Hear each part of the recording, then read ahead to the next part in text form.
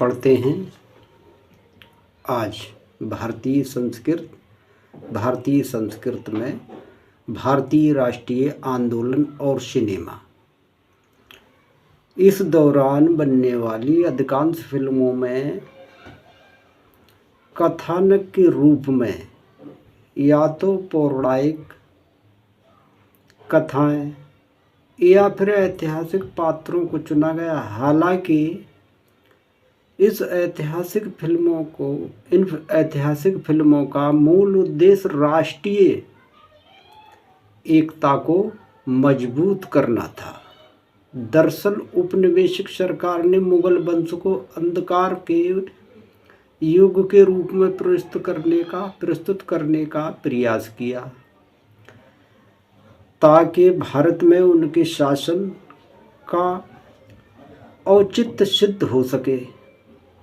इसके बजाय भारतीय फिल्मकारों ने मध्यकाल की गौरवपूर्ण तस्वीर पेश की। साथ ही राष्ट्रीय एकता के उद्देश्य से फिल्मों में मुगल शासकों को भारतीय शासक के रूप में दिखाया गया। साथ ही चंडीदास, विद्यापति, तुकाराम, ज्ञानेश्वर इत्यादि के ऊपर बनी फिल्मों के माध्यम से धार्मिक एकता को प्रदर्शित किया गया। इस तरह की सांकेतिक फिल्में इसलिए बन रही थीं क्योंकि एक तो अंग्रेज़ों ने सेंसर के माध्यम में इस पर नियंत्रण लगा रखा था। दूसरे ये फिल्म निर्माण का आरंभिक दौर था, इसलिए प्रतिरोध का अधिक उग्र न हो पाना स्वाभाविक ही था। तथा तीसरे आरंभिक राष्ट्रीय नेता फिल्मों के प्रति नकारात्मक रुझान रखते थे। भारतीय राष्ट्रीय आंदोलन में एक प्रकार का शुद्धतावादी रवैया बन रहा था। इससे अलग फिल्मों को स्वीकार करने में हिचकिचाहट दिखाई गई। यहाँ तक कि जीवन भर छुआछूत के विरुद्ध लड़ाई लड़ने वाले गांधी को एक निर्देशक अपनी फिल्म अछूत कन्या में दिखाने के लिए राजी नहीं कर पाए, जबकि दूसरी तरफ अंग्रेज सिनेमा की ताकत से परिचित थे। उन्होंने प्रथम विश्व युद्ध के दौरान सिनेमा का उपयोग अपने पक्ष में सहमति बनाने के उद्देश्य से किया था। साथ ही उन्होंने सिनेमा के माध्यम से बोल्शेविज़्म का भी विरोध किया था। इस तरह अंग्रेज़ों को इस बात का ज्ञान था कि अगर सिनेमा पर प्रभावी नियंत्रण नहीं लगाया गया तो ये राष्ट्रीय आंदोलन को तेज कर सकता है। इसी डर से अंग्रेज़ों ने 1918 ईस्वी में इंडियन सिनेमेटोग्राफ एक्ट पारित किया। इसके तहत ये प्रावधान किया गया कि हर फिल्म के सार्वजनिक प्रदर्शन के पूर्व उसे सेंसर बोर्ड से प्रमाण पत्र लेना आवश्यक होगा।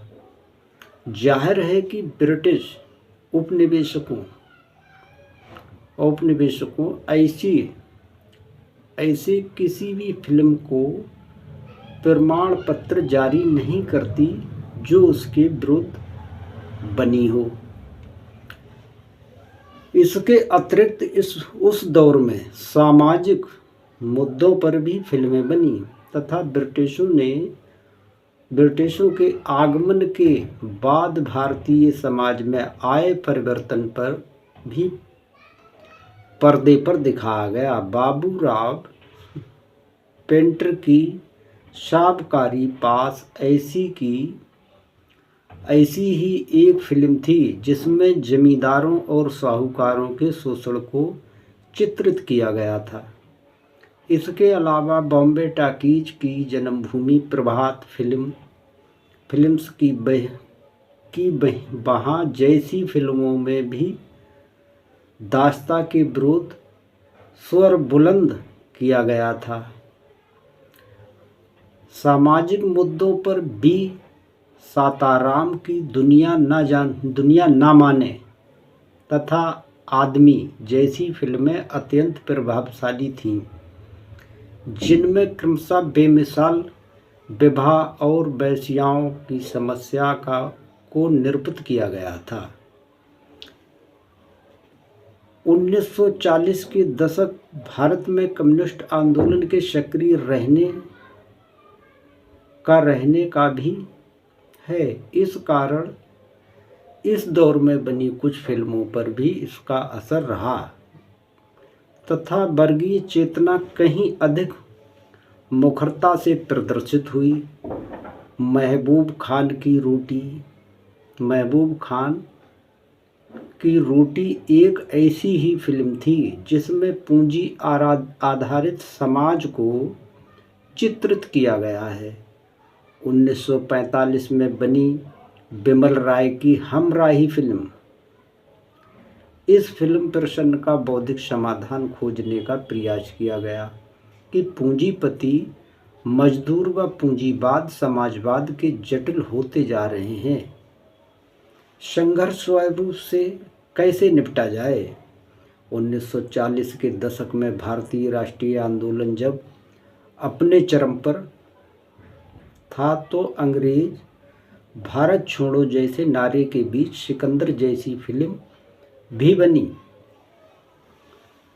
सिकंदर के माध्यम से इस भाव को उद्देशित करने का प्रयास किया गया था कि हर आक्रांता को भारत से वापस लौटना ही पड़ता है। 1943 में बनी किस्मत का तो एक गाना ही था, दूर हटो ये दुनिया ऐ दुनिया वालों, हिंदुस्तान हमारा है। यद्यपि इस दौर में राष्ट्र को केंद्र में रखकर फिल्म बनी, किंतु यह तत्कालीन फिल्म निर्माण की मुख्य शैली नहीं थी। अभी इस बात पर बहुत अध्ययन हुआ भी नहीं है कि भारतीय राष्ट्रीय आंदोलन पर उस समय के सिनेमा ने क्या प्रभाव छोड़ा। हालांकि इतना कहा जा सकता है कि प्रतिरोध की मुख्य धारा में शामिल न होते हुए भी तत्कालीन सिनेमा के राष्ट्रीय आंदोलन को नई ऊर्जा प्रदान की। साहित्य और सिनेमा। हिंदी कहानीकार चंद्रधर शर्मा गुलेरी की अमर कहानी उनसे कहा था, पर 1960 में बिमल राय प्रोडक्शन ने फिल्म बनाई। सुनील दत्त और नंदा के अभिनय वाली इस फिल्म का निर्देशन मोनी भट्टाचार्य ने किया था। फणीश्वर नाथ रेणु की कहानी मारे गए गुलफाम पर बासु भट्टाचार्य ने राज कपूर और वहीदा रहमान को लेकर तीसरी कसम का निर्माण किया।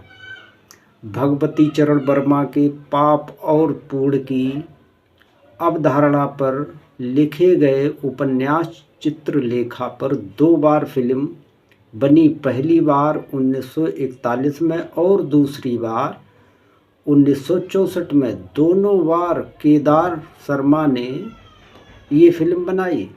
1969 में मणि कौल ने मोहन राकेश की कहानी उसकी रोटी पर जो फिल्म बनाई, उसे हिंदी में नए सिनेमा की शुरुआत माना जाता है। मणि कौल ने मोहन राकेश के नाटक आषाढ़ का एक दिन पर भी फिल्म बनाई और 1973 में विजयदान देथा की कहानी दुविधा पर भी फिल्म बनाई। इस कहानी पर अमोल पालेकर ने अमिताभ बच्चन और शाहरुख खान के साथ पहली नाम फिल्म से फिल्म बनाई। मणि कौल ने गजानन माधव मुक्तिबोध की कहानी सतह से उठता आदमी पर भी एक अलग सी फिल्म बना डाली। कुमार साहनी ने निर्मल शर्मा की कहानी माया दर्पण पर फिल्म बनाई। बासु चटर्जी ने राजेंद्र यादव के उपन्यास सारा आकाश पर इसी शीर्ष से और मन्नू भंडारी की कहानी यही सच है पर रजनीगंधा नाम से फिल्म बनाई। कथाकार कमलेश्वर ने इस तरफ आंधी, मौसम, अमानुष, छोटी सी बात जैसी फिल्म लिखी तो दूसरी तरफ Ram Balram, the burning train, Saajan ki Saheli और सौतन जैसी व्यावसायिक फिल्में भी लिखीं। मनोहर श्याम जोशी ने भी पापा कहते हैं, अप्पू राजा, भ्रष्टाचार जैसी कुछ फिल्मों की पटकथाएं या संवाद लिखे। श्याम बेनेगल ने धर्मवीर भारती की किताब सूरज का सातवां घोड़ा पर इसी नाम से फिल्म बनाई। 1980 के दशक में केशव प्रसाद मिश्रा के उपन्यास कोहबर की शर्त पर नदिया के पार के नाम से एक सफल फिल्म बनाई।